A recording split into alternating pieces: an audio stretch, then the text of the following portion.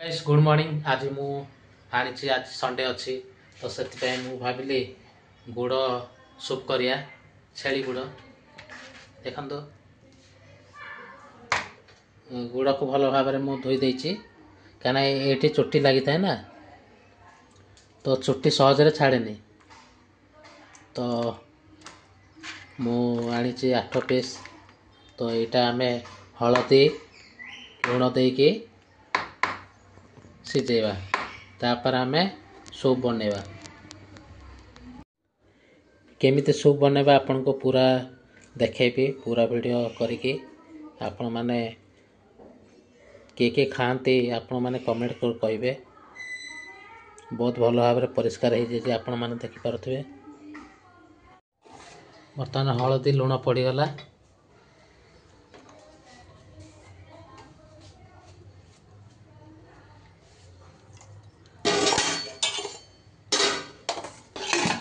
तापर सिझेदवा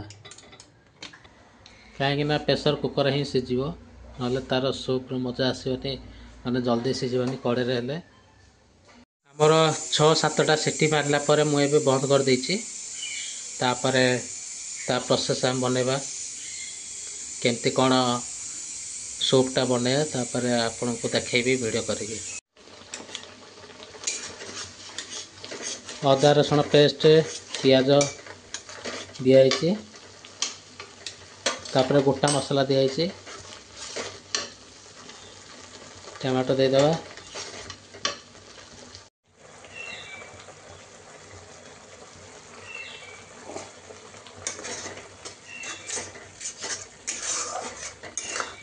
मसला रेडी हो आसलानी बहुत तेल बहुत कम तेल पड़ी क्या आम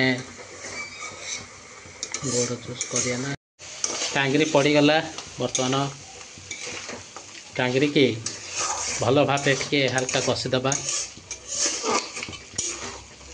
कषि सारा पर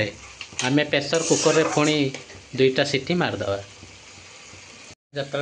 गुड़ को सीझे प्रेसर कुकर से पानी अच्छी तापर आम हल्का कषि देगी से पानी रे ही प्रेसर कुकर रे देदेबा।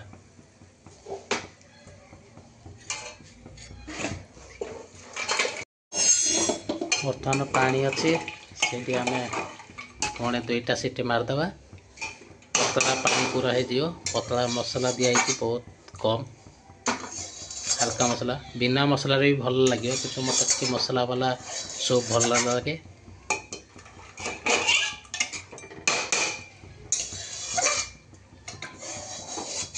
ढाँकी देके 2टा सीटी मारदे बस आमर रेडी हो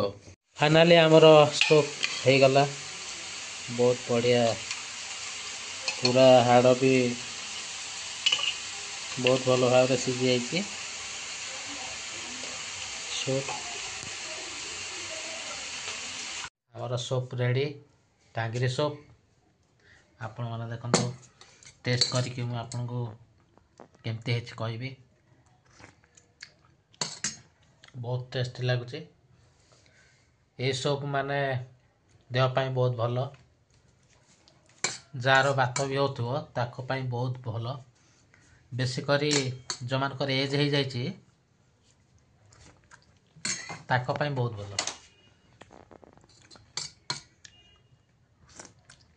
बहुत भल टेस्टी आ बहुत भल सीझी खाई देखिया केमती सीझी कि नहीं बहुत भल सीझी फास्ट आम 6-7टा सीटी मारदेलु तापर पुणी 2टा मार देचु बहुत भल सीझी मु एटा आनिला बेले माने से चमड़ा छड़े देकी मु सफा करके नहीं आसली निजे जदि गरम पानी कर बहुत भल लगे बस।